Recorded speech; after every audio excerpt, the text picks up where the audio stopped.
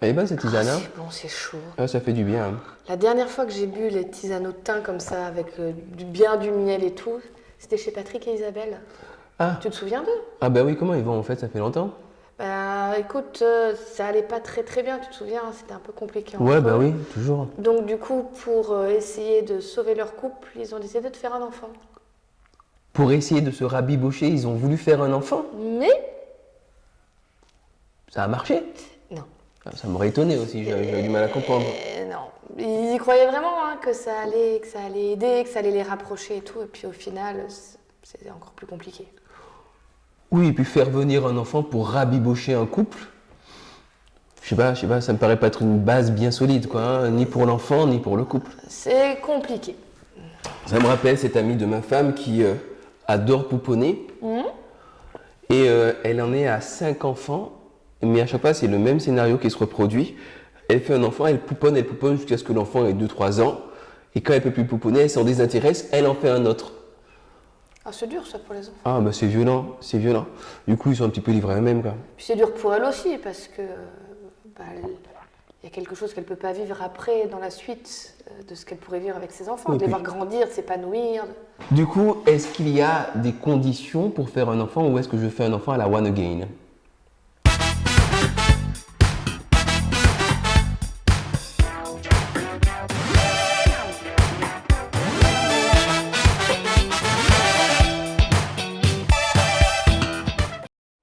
Déjà, un enfant, je suis sûre que c'est une grande nouvelle auquel personne n'avait pensé, ça coûte des sous. Ça coûte du pognon. C'est fou ce que ça coûte des sous un enfant. Ah bah écoute, j'envoie mes 3 là en école privée, c'est la mort, on tire la langue financièrement, c'est dur! Tu m'étonnes. On galère. C'est beau d'avoir un enfant, c'est formidable d'avoir un enfant, hein. Mais il faut s'assurer que financièrement on puisse l'accueillir correctement cet enfant. Ouais, et puis il faut aussi avoir un minimum de santé, hein. Si tu es en pleine dépression nerveuse ou bien que tu es malade, très malade, tu as besoin de soins, tu n'auras pas forcément l'énergie, la force physique de te lever à 2-3 heures du matin pour donner des biberons, puis à 5 heures du matin pour donner un biberon, puis de veiller le gamin Ok. qui est malade ou je sais pas quoi, enfin, tu vois un peu quoi. Et puis il y a la santé physique, mais il y a aussi la santé émotionnelle. Des fois on est juste dans un moment de sa vie, on doit se concentrer sur soi-même pour se reconstruire. Et du coup c'est parfois difficile d'avoir aussi la place pour la construction d'un enfant, parce que être parent, c'est se sacrifier beaucoup. Sacrifier de son temps, sacrifier de son énergie, sacrifier de son image de soi, sacrifier de plein de choses. De ses certitudes. C'est ça. Et donc, il faut Ouais. être prêt à pouvoir vivre ça sereinement sans...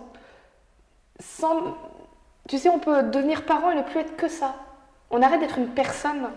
On se définit plus que comme mère ou comme père. Ouais, là c'est encore un autre extrême. Et c'est pas bon non plus, tu vois. Entre ceux qui d'un côté, font un enfant comme ils achèteraient un petit chiot pour avoir un peu de joie à la maison, et puis ceux qui ne se voient plus que comme parents et qui ne vivent plus qu'au travers de ça, oui, il y a peut-être effectivement un équilibre à chercher. Mais c'est pas évident, hein. Je peux te dire que quand les enfants commençaient à grandir à la maison et que de temps en temps on les laissait à papy, à mamie et qu'on était entre les deux, tous les deux avec ma femme, il n'y avait personne derrière, ça me faisait bizarre. Tu sais, on a tellement l'habitude de dire arrêtez de faire du bruit, oui on arrive bientôt, vous n'avez pas fait votre dernier pipi avant de partir. Et voilà, ça fait du bien de reconnecter un petit peu avec le couple, avec le nous deux, et puis même parfois avec le soi tout seul, oui c'est important. Justement, c'est vrai que faut aussi voir est-ce qu'on est en état en tant que couple, est-ce qu'on est solide en tant que couple pour avoir un enfant. Ah ouais. Parce que rien qu'un bébé qui arrive, tu dors plus, tu fais des heures de malade, tu es tout le temps un peu dans le stress, surtout si c'est le premier, parce que toutes les petites maladies, tous les petits trucs, tu as peur. Est-ce qu'il La continue mort subite du nourrisson, Voilà. le stress. Exactement, tu ouais. découvres une nouvelle partie de ta vie, tu n'as jamais fait ça avant. Et c'est dur pour les couples, c'est émotionnellement, c'est là que tout ressort. Il y a Ouais, des problèmes, ouais. il peut y avoir des problèmes financiers du coup, parce qu'il y a des dépenses supplémentaires.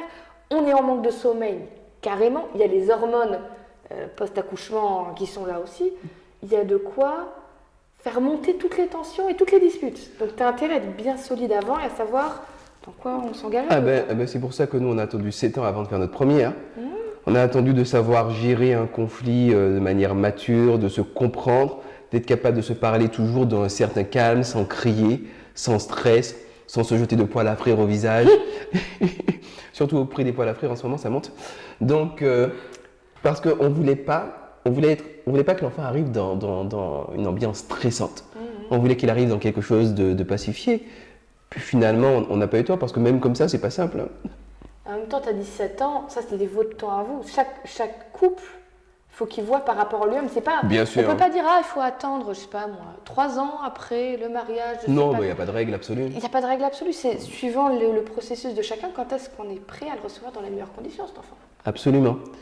Peut-être aussi, tu sais, maintenant que ça me vient, que je réfléchis, lire des bouquins. J'ai fait des erreurs, moi, éducatives, parce qu'il y avait des données que je n'avais pas. Par exemple, j'ai appris que quand un enfant tombe et qu'il a mal, même s'il n'a pas grand-chose et qu'il pleure de manière disproportionnée, dans sa tête, c'est quand même le chaos.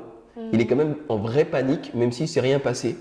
Et que donc, le meilleur moyen pour lui d'apprendre à se calmer lui-même, c'est de lui montrer l'exemple et de le rassurer. Et moi, par exemple, je ne savais pas, j'ai lu ça il n'y a pas tellement longtemps.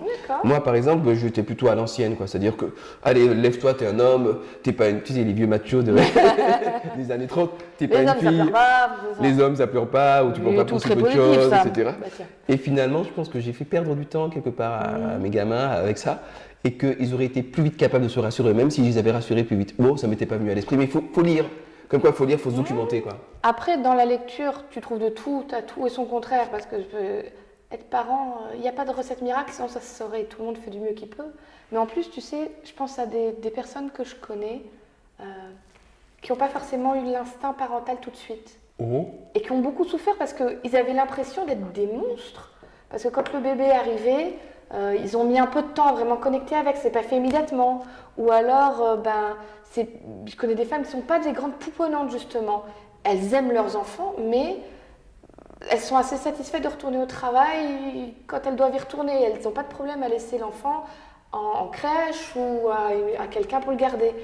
Et c'est presque comme si elles culpabilisaient et qu'on leur ait dit « Non, mais si tu étais une vraie femme, tu devrais être déchirée par ça ou alors tu devrais tout de suite, tu vois ton enfant et c'est immédiat. » C'est pas vrai, enfin, c'est une légende. Il y a des gens pour qui c'est le cas. Et tant mieux. Bien sûr. Mais il y a plein de gens qui le diront peut-être jamais, qui n'oseront pas le dire. Pour qui oui, c'est mal ça vu, met un peu de temps. C'est mal vu par la société en général. C'est pas grave, mais en même temps, tu as tellement de choses qui se passent dans ton corps, dans tes hormones, dans ta vie, tu es fatigué, tu es épuisé. Un bébé, heureusement que Dieu a mis en nous beaucoup, beaucoup, beaucoup de patience. Parce que honnêtement, un bébé qui pleure 5 heures d'affilée, c'est rien le fait que tu l'as pas passé par la fenêtre, c'est parce que tu l'aimes. Je suis désolée. Un bébé, ce cri perçant, c'est terrible. Les parents, ils sont capables de choses extraordinaires pour les enfants.